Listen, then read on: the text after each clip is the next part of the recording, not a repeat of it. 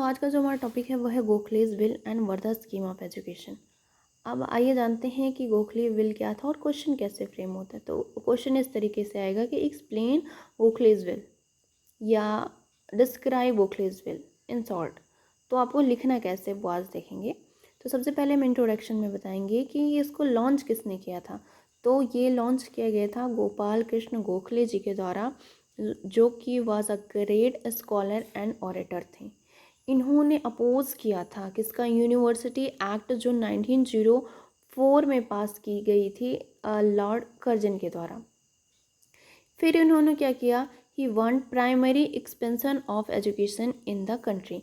इन्होंने primary expansion of education यानी कि free primary and compulsory education के बारे में इन्होंने बोला था और उसी के बारे में इन्होंने कुछ रेजोल्यूशंस दिए थे, वही आज हम पढ़ेंगे।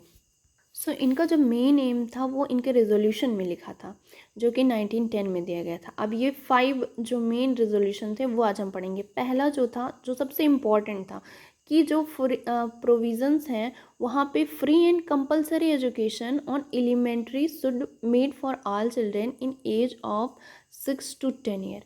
मतलब 6 से 10 साल के जो भी बच्चे हैं उन्हें free and compulsory education, elementary education तो कंपलसरी ही होनी चाहिए, इनका ये कहना था पहला।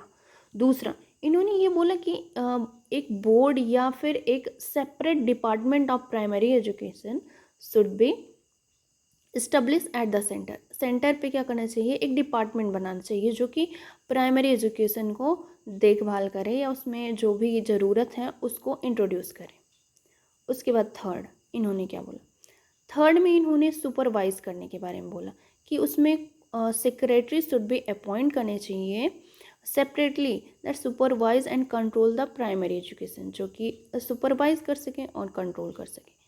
उसके बाद फोर्थ इन्होंने क्या बोला कि जो प्रोविजनल गवर्नमेंट है यानी कि जो कंपनी के अंडर में है गवर्नमेंट और जो लोकल बॉडीज़ हैं उनका जो रेशियो होना चाहिए प्राइमरी एजुकेशन में वो होना चाहिए 2:1।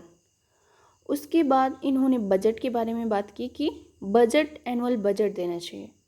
ठीक है, तो एक बार फिर से, पहला फ्री एंड कंपलसरी एजुकेशन, दूसरा जो डिपार्टमेंट है वो सेपरेट होना चाहिए प्राइमरी के लिए, थर्ड इन्होंने ये बोला कि एक सुपरवाइज एंड सेक्रेटरीज अपॉइंट होने चाहिए, फोर्थ ये है कि इन्होंने रेशियो बताया क्या रेशियो होना चाहिए, और फिफ्थ इन्होंने ये बताया कि एनुअल बजट लॉन्च होना चाहिए। ठीक है, इनका हुआ क्या कि इनमें से 4 चीज़ें, जो नीचे की 4 चीज़ें थी वो एक्सेप्ट की गई, बट जो पहला था फ्री एंड कंपलसरी एजुकेशन उसे नहीं एक्सेप्ट किया गया। तो इनका ये रेजोल्यूशन था। अगर शॉर्ट में आता है तो आप इसे ईजिली लिख सकते हैं।